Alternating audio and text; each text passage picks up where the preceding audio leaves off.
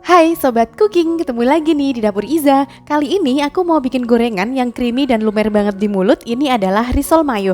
Nanti aku kasih tahu takaran resepnya ya, supaya rasanya bisa balance antara manis dan gurihnya. Nanti aku juga kasih tahu bagaimana caranya membuat kulit risol supaya tidak mudah sobek. Bisa juga untuk ide jualan loh. Ya udah, buat teman-teman yang penasaran dan pengen tahu bagaimana cara membuat risol mayo yang enak banget, tonton video ini sampai selesai ya. Let's get cooking.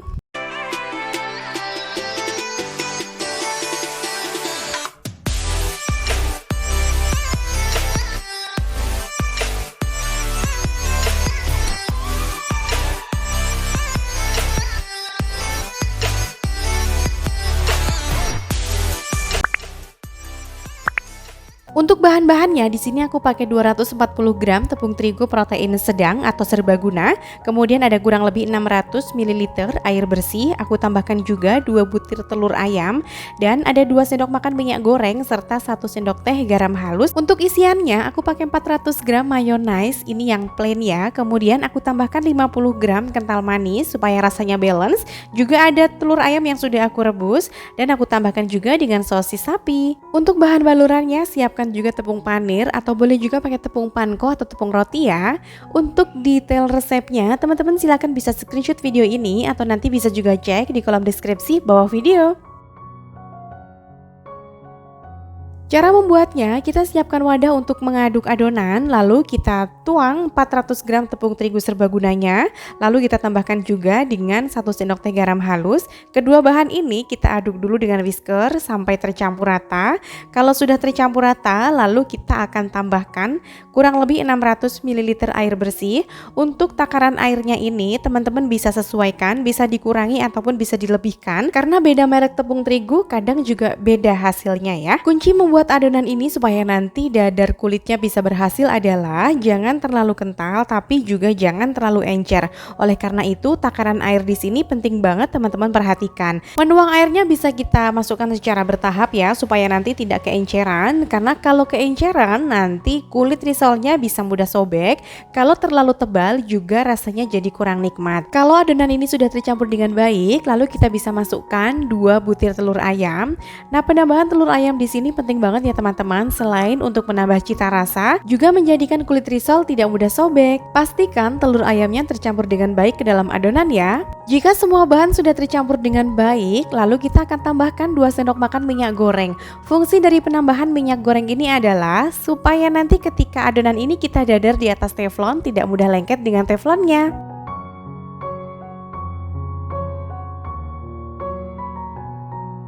Nah, hasilnya encer seperti ini ya, teman-teman bisa perhatikan. Kalau sudah tercampur semuanya, sekarang kita sisihkan dulu. Sekarang kita mau bikin adonan untuk isiannya ya. Siapkan 400 gram mayonaise yang plain, kemudian kita tambahkan dengan 50 gram kental manis. Penambahan kental manis di sini jangan melebihi dari 50 gram karena nanti khawatir kemanisan ya. Nah, penambahan kental manis di sini tujuannya adalah supaya rasanya balance antara gurih dan manisnya. Kalau hanya menggunakan mayonaise saja, nanti rasanya cenderung asin. Kalau ditambah dengan kental manis nanti rasanya akan balance ya. Kemudian ini kalau sudah tercampur kita sisihkan, lalu kita siapkan pelengkapnya. Di sini aku sudah siapkan telur ayam yang sudah aku rebus. Nah, ini aku potong-potong kecil-kecil seperti ini. Kemudian kalau sudah kita sisihkan dulu, lanjut kita akan potong-potong sosisnya. Di sini aku pakai 1 buah sosis sapi. Ini aku pakai Kienzler ya. Jadi ukurannya memang sudah lumayan besar, 1 aja udah cukup. Kemudian ini kita potong-potong. Aku potong-potongnya kecil-kecil kayak gini ya. Kalau mau dijual sesuaikan dengan budget, gunakan sosis ayam juga tetap enak rasanya. Nah, ini sosisnya udah selesai aku potong-potong semuanya. Sekarang kita sisihkan dulu, siap-siap bikin dadar kulitnya ya. Panaskan teflon. Nah, ini kalau teman-teman khawatir lengket bisa diolesi dengan sedikit minyak, tapi kalau teman-teman yakin teflonnya tidak lengket, tidak usah diolesi, tidak apa-apa. Tips supaya nanti dadarnya bisa berhasil ya teman-teman, kalau teflonnya sudah panas segera kita angkat dari atas tungku tungku kompor ya. Jadi teflonnya tidak boleh over panas. Lalu kita tuang dengan adonan 1 sendok sayur aja, lalu segera kita goyang-goyangkan seperti ini. Kalau misalnya teflonnya itu terlalu panas, nanti adonannya akan sulit sekali kita ratakan. Oleh karena itu penting banget untuk kita segera ngangkat teflonnya dari atas tungku kompor ya ketika sudah panas. Ini kita masak dengan api kecil aja supaya matangnya nanti bisa sempurna dan tidak gosong di bagian bawah. Kita tunggu sampai seluruh permukaan atas adonan ini berubah warna ya. Nah, ini sudah mulai berubah warna. Kita tunggu beberapa saat lagi, jangan buru-buru diangkat ya. Khawatirnya kurang matang. Kalau kurang matang nanti akan mudah sobek kulitnya. Kalau terlalu lama juga nanti hasilnya tidak akan baik karena kulitnya akan cenderung kering dan nanti susah ketika kita lipat-lipat ya. Nah, indikator adonan sudah matang dengan baik adalah ketika di bagian pinggir-pinggir teflonnya ini sudah mulai mengelupas seperti ini ya. Ini sudah mulai mengelupas, langsung kita angkat aja, kemudian kita tuang ke atas piring seperti ini. Nah, mudah sekali mengelupasnya ya. Tunggu agak dingin baru kita rapikan. Nah, ini hasilnya satu adonan tadi kurang lebih jadi 20 pieces ya. Tergantung dari diameter teflonnya juga. Aku pakai diameter 20. Sekarang kita akan bungkus risol mayonya. Siapkan 1 lembar kulit risol, kemudian kita isi dengan 1 sendok makan campuran dari mayones dan juga kental manis. Lalu kita tambahkan pelengkapnya, ada potongan telur rebus dan juga potongan sosis sapi. Kemudian tinggal kita lipat-lipat aja. Cara melipatnya sederhana sekali ya teman-teman. Ini aku lipat seperti ini aja. Teman-teman boleh kreasikan dengan cara apapun, mau dilipat dalam bentuk segitiga ataupun kotak ataupun persegi panjang, itu bebas ya. Dan ini aku sudah siapkan lem perekatnya. Ini campuran dari tepung terigu dan juga air untuk membantu merekatkan kulit risolnya supaya ketika digoreng nanti mayonaise-nya tidak keluar. Kemudian kita bisa lipat-lipat ya seperti ini. Nah, ini hasilnya. Rapikan, mudah banget kan? Lakukan terus sampai semuanya selesai ya. Kemudian aku juga sudah siapkan bahan pencelup dan juga bahan balurannya. Ini adalah tepung terigu yang aku campur dengan air. Kemudian yang ini adalah tepung panir. Teman-teman bisa gunakan tepung panko atau tepung roti. Caranya kita cemplungkan ini risolnya ke dalam adonan basah. Kita ratakan ya seperti ini.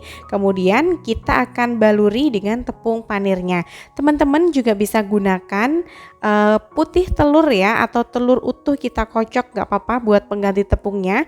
Tapi kalau saya sendiri suka kalau menggunakan adonan tepung karena nanti risolnya jadi terkesan lebih gendut dan lebih rapat ketika digoreng, nanti meminimalisir terjadinya kebocoran. Nah, seperti ini hasilnya ya. Lakukan terus sampai semuanya selesai. Dan ini aku sudah selesai semua ngebalur risolnya. Sekarang aku mau simpan dulu di dalam kulkas kurang lebih 15 menit sebelum digoreng supaya tepung panirnya lebih merekat ya. Simpannya di chiller aja, nggak usah di freezer ya. Kalau sudah disimpan di kulkas, lalu akan kita goreng. Panaskan minyak secukupnya.